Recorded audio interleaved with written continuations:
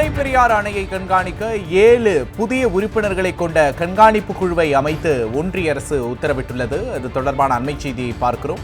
அணை பாதுகாப்பு சட்டத்தின்படி 7 உறுப்பினர்களை கொண்ட புதிய கண்காணிப்பு குழு அமைக்கப்பட்டுள்ளதாக ஒன்றிய அரசு அறிவித்துள்ளது. தேசிய அணைகள் பாதுகாப்பு ஆணையத்தின் தலைவர் முல்லைப் பெரியாறு அணை கண்காணிப்பு குழுவின் தலைவராக நியமிக்கப்படுவதாக ஒன்றிய அரசு அறிவித்துள்ளது. தமிழ்நாடு சார்பில் நீர்வளத்துறையின் கூடுதல் தலைமை செயலாளர், காவிரி தொழில்நுட்ப குழு தலைவர் ஆகியோர் இக்குழுவில் இடம்பெற்றிருக்கிறார்கள். கூடுதல் விவரங்களை எமது செய்தியாளர் பால் முருகனிடம் கேட்கலாம். வணக்கம் பால் முருகன். முல்லைப் பெரியாறு அணைக்கு புதிய கண்காணிப்பு குழுவை ஒன்றிய அரசு நியமித்திருக்கிறது. இதன் விவரங்கள் என்ன? கூடுதல் விவரங்கள். அதாவது முல்லைப் பெரியாறு அணையின் கண்காணிப்புக்காக புதிய குழுவை ஒன்றிய அரசு நியமித்திருக்கிறது.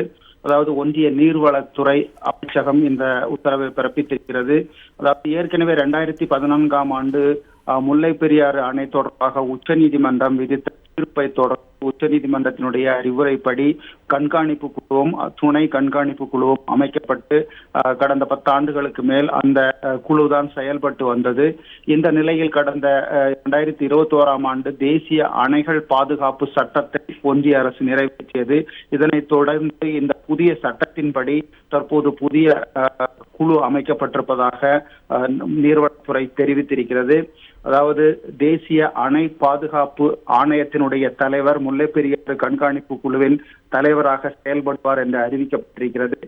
மொத்தம் 7 பேர் கொண்ட குழு அமைக்கப்பட்டிருக்கிறது. தேசிய அணைகள் பாதுகாப்பு ஆணையத்தினுடைய தலைவர் உள்பட 7 பேர் குழுவில் இடம்பெற்றிருக்கிறார்கள். தமிழ்நாடு அரசு சார்பாக கூடுதல் தலைமைச் செயலாளர் உறுப்பினராக சேர்க்கப்பட்டிருக்கிறார். அதே போன்று காவிரி தொழில்நுட்ப குழுவினுடைய தலைவர் உறுப்பினராக சேர்க்கப்பட்டிருக்கிறார். அப்படி தமிழகத்திலிருந்து 2 பேர் இந்த குழுவில் இடம்பெற்றிருக்கிறார்கள்.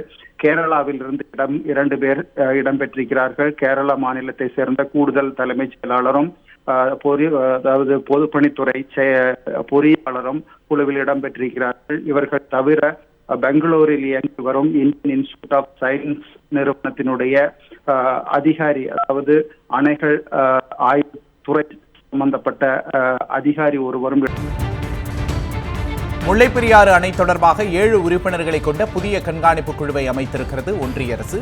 இது தொடர்பான கூடுதல் விவரங்களை எமது செய்தியாளர் பால் முருகன் வழங்க கேட்டும். கூடுதல் விவரங்களுக்கு நன்றி.